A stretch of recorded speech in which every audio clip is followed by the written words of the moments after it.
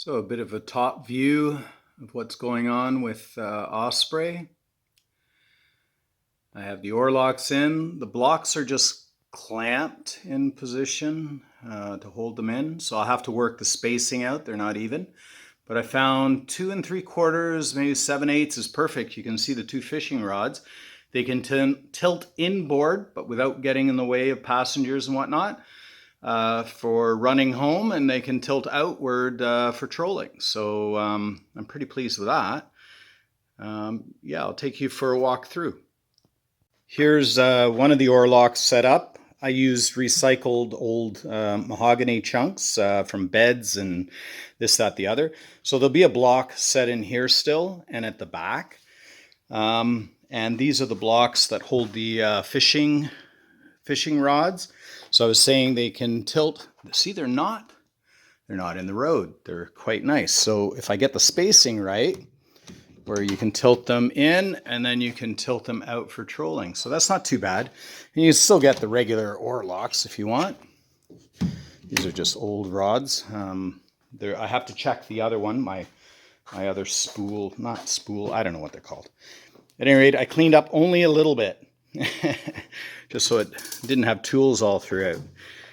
And yeah, so I have this rail screwed in. Everything's just dry fitted to make sure it all kind of works.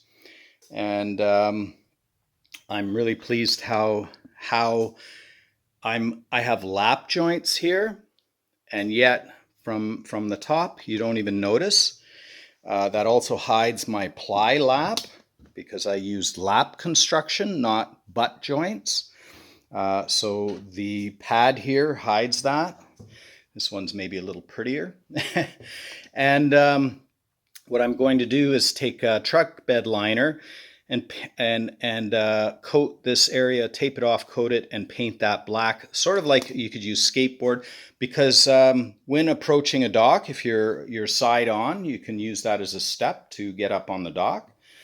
For now, I just set the floorboards in. So at this point, I'm almost done. I just have a bit of trimming to cut, and I'm pretty much done all the pieces. Everything needs finishing, rounding over, sanding, fully attaching, but I'm quite pleased. So, and I'm thrilled how the oar locks worked out. I don't honestly know how some of these things work out until I do it. And then I try to do it in such a way that it works. So I'm pleased with how the oar locks work. You'll actually get to have a look, I guess. So I'll figure out where to store oars as well. Down here seems like a good spot. And the oars need to be a little longer. And I'll have some form of a clip to clip them on to make sure they don't fall overboard.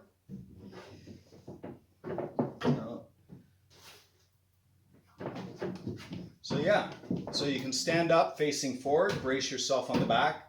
I have a planer over there. But that's where I need another 6 inches inboard to come right off the chest, in my opinion. I know you can crisscross, but then they're too long.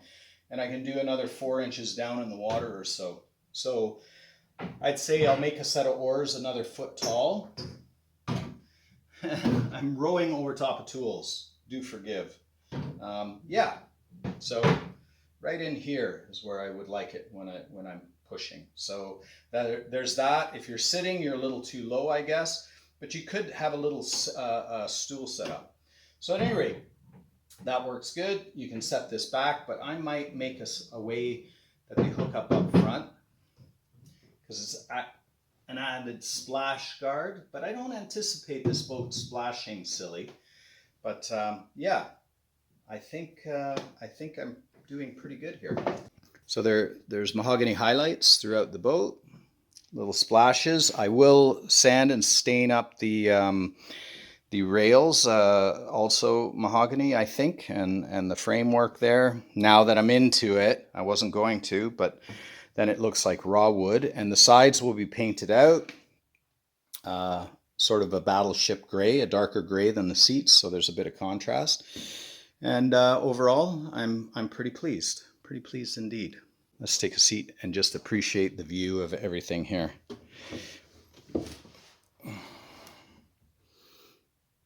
Nice, eh? So, it's a nice stage when you're pretty much done the pieces. I just now need to get to the finish work and some more epoxy and glass work. And when all the mahogany touches come together, this thing's going to look hot.